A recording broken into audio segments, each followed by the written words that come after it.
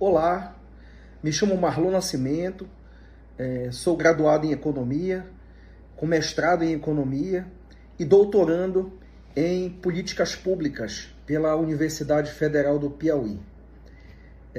Venho aqui para falar um pouquinho do meu trabalho, do artigo na área de Políticas Públicas da Educação, que é tratar da trajetória histórica da construção da rede federal de ensino, do ensino profissional no Brasil, né, desde as suas origens lá no Brasil colônia, passando pelo último século, onde houve o desenvolvimento da legislação que trata da educação profissional e tecnológica no Brasil, e dá um enfoque especial para a criação e expansão do Instituto Federal do Amapá, né, como políticas públicas para esse estado que fica aqui no norte, né, no extremo norte do Brasil.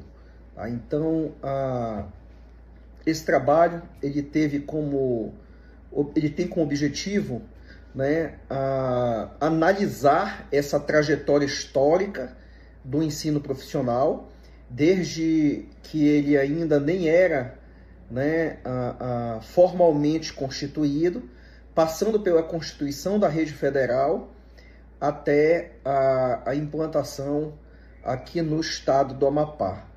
Tá? Então, este é o objetivo. A metodologia utilizada para este trabalho foi uma pesquisa de abordagem qualitativa de caráter histórico, né? Baseou-se na legislação, documentos oficiais e na bibliografia especializada, né, trazendo autores renomados que discutem a política pública de educação no Brasil, como é o caso de Frigoto, né, como é o caso de Vargas, e também alguns autores que tratam mais da educação profissional aqui no estado do Amapá, como é o caso de Silva, de Bastos, né, e alguns outros autores também, certo? Então, a gente começa fazendo uma análise do contexto histórico, né? Se a gente for falar de ensino profissional, a gente vai remontar desde o período da colonização, né? Quando os portugueses chegaram ao Brasil, né? Os primeiros registros que temos da tentativa, né, de passar alguns ensinamentos, principalmente para os indígenas, os escravos. Então, desde esse período, remonta a questão do ensino profissionalizante, né? Os jesuítas vieram e ensinavam ofícios, principalmente de artesanatos, né, de artesãos, para esses grupos. Desde então, o ensino profissional ele adota um caráter, né, assistencialista. Então, quem eram as pessoas que eram ensinadas nessas atividades? Eram exatamente negros e indígenas, né, que seriam as camadas mais populares da sociedade, né? Então, há um pequeno avanço, né, no tempo, desde a colonização até aí o período do Império. A educação profissional, ela informalmente funcionava, né, desta forma, apenas pelo ensinamento, né, pela repetição, pelo erro, até que ocorresse a aprendizagem. As primeiras escolas que foram fundadas, elas remontam já ao período imperial do Brasil, né, quando as casas de fundições elas promoviam cursos para formar os filhos dos trabalhadores. Tá? Mas em todo o período colonial, até esse início, até essa parte do período imperial, o que ocorreu foi exatamente essa parte do ensino mais informal. Nós passamos a ter o grande marco que começa a constituir o que hoje nós conhecemos como a Rede Federal de Ensino Profissional e Tecnológico no Brasil, a partir do início do século XX, né? Já ali em 1909, quando o então presidente Nilo Peçanha, ele cria 19 escolas de artífices e aprendizes para a formação profissional.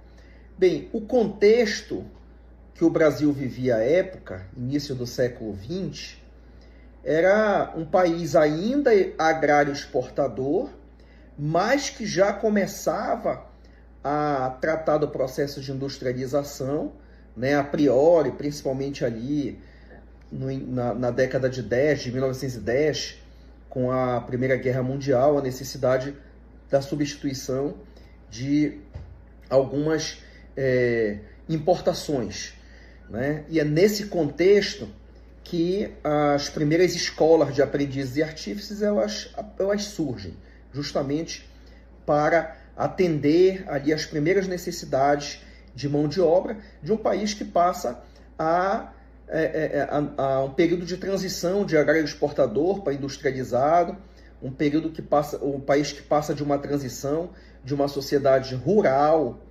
para a urbanização, né?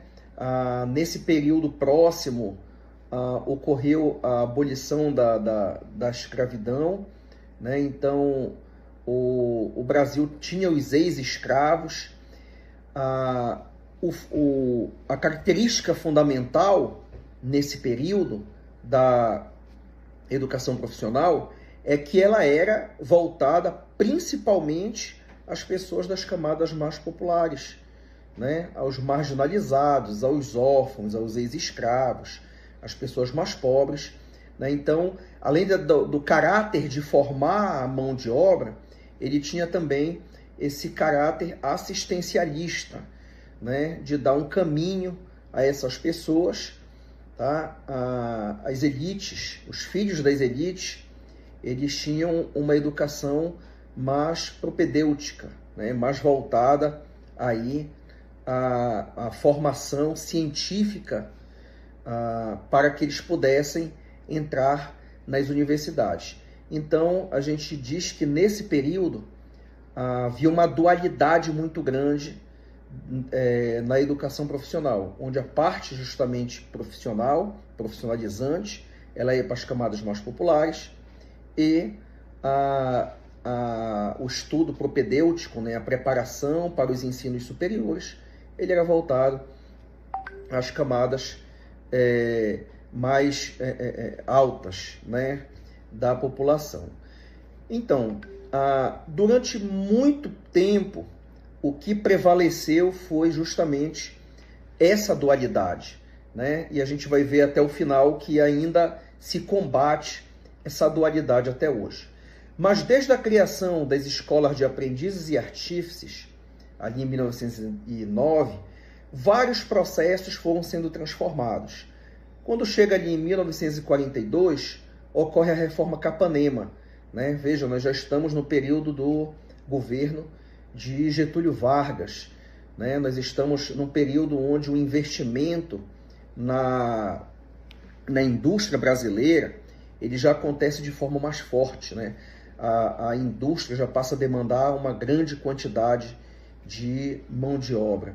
Então a Reforma Capanema ela vem aí, transforma essas instituições que antes eram as escolas de aprendizes e artífices em escolas técnicas federais, né, numa busca de consolidação dessa rede federal que vai formar grandes profissionais, principalmente para as indústrias. Neste ponto, o caráter dualista da educação profissional, ele continua existindo, continua sendo uma educação voltada às camadas mais populares, né? Avançando um pouquinho mais no tempo, a gente chega na primeira Lei das Diretrizes e Bases da Educação, em 1961, né? Que ainda traz a dualidade, ainda traz a separação, né? Mas surge nesse momento a primeira Lei de Diretrizes e Bases, né? Ela é reformulada em 1971, que aí nós já estamos no governo militar, né? O governo militar ele faz uma tentativa de tornar obrigatório o ensino profissionalizante em todo o Brasil, né? Obrigar todos os jovens que emergiam ao segundo grau, que à época assim era chamado, para que esses passassem a ter um ensino médio profissionalizante. Ocorre que as instituições, né, os estados, os países, eles não tinham preparação, né, eles não tinham vagas suficientes, eles não tinham estrutura para que todas as pessoas que saíam do ensino fundamental fossem até o ensino médio e aí fizesse um ensino médio profissionalizante. Por isso, houve a necessidade, logo em seguida, da revogação desta lei que obrigava o ensino médio a ser profissionalizante para todos. Tá? A LDB que a gente vai ter depois da de 71 é a de 96. Né? A LDB de 96, ela traz a educação como um direito garantido, né, pelo Estado para todos, né? E aí torna ainda mais obrigatório com que ocorra o desenvolvimento da educação profissional, né?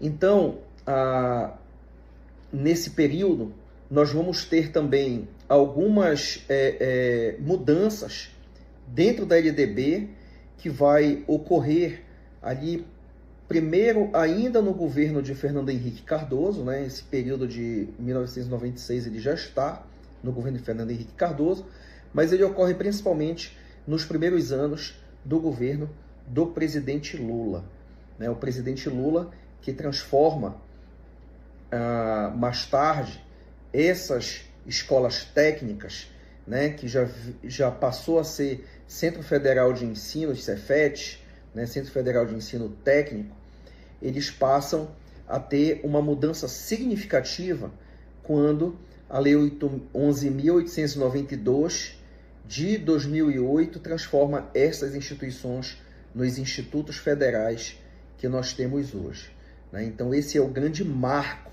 da transformação da rede federal de ensino em institutos federais, tá?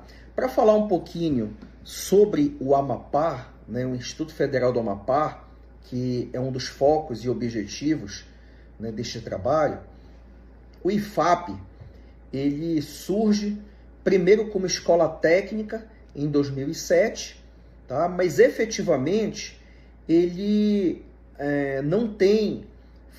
não existe o funcionamento da escola técnica aqui no Amapá, né? Ainda estava apenas como lei quando as escolas técnicas foram transformadas em institutos federais em dezembro de 2008. Então, no estado do Amapá, a primeira escola federal, né, de ensino técnico, ela já surge como o IFAP, como o Instituto Federal neste período, iniciando suas atividades efetivamente em 2010, com a implantação de 2 campos, o campus Macapá e o campus Laranjal do Jari, né? Posteriormente, em outra fase de expansão dos institutos federais, o IFAP ganha mais 2 campi, um na região central do estado, que é o campus Porto Grande, e um na região metropolitana,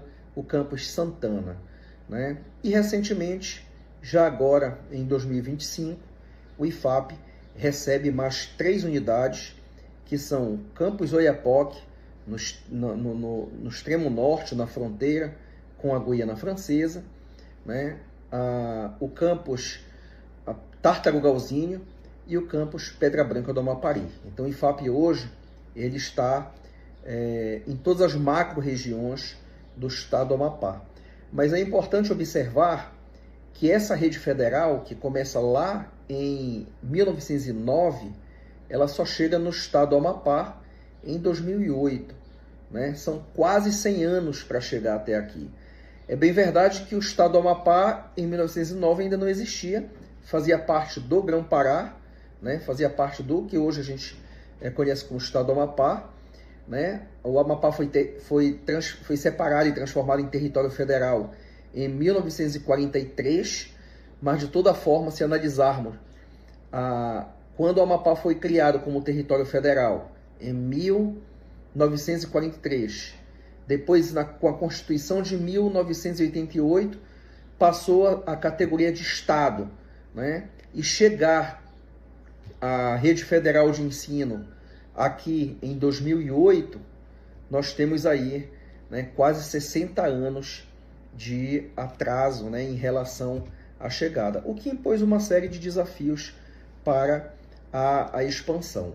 Né? Nós podemos dizer que, como resultado, né, nós encontramos que a consolidação do IFAP ela reflete um avanço na democratização da educação profissional e tecnológica, né, visto que estados mais esquecidos do Brasil, como o estado do Amapá, né, chegou de forma bastante tardia, e isso leva também a alguns desafios. Né? Ainda permanece a desigualdade estrutural, né, que é algo histórico, né, em regiões mais periféricas do Brasil, e aí inclui com isso o estado do Amapá, né, mas não deixa de ser um avanço muito grande que essa rede federal de ensino tenha chegado no Amapá e que tenha ajudado os municípios e o estado a se desenvolver. As dificuldades orçamentárias, estruturais, elas ainda existem, né? Como existe ainda em várias outras regiões do país. A questão da dualidade do ensino ainda é vista por muitas pessoas, ainda é enxergado assim por muitas pessoas que acreditam que a educação profissional técnica, ela é um degrau inferior à educação superior, o que cria ainda uma espécie de preconceito com a educação profissional, né? Mas é algo que vem sendo pouco a pouco superado e que essa interiorização dos institutos federais no Brasil tem ajudado a superar, né?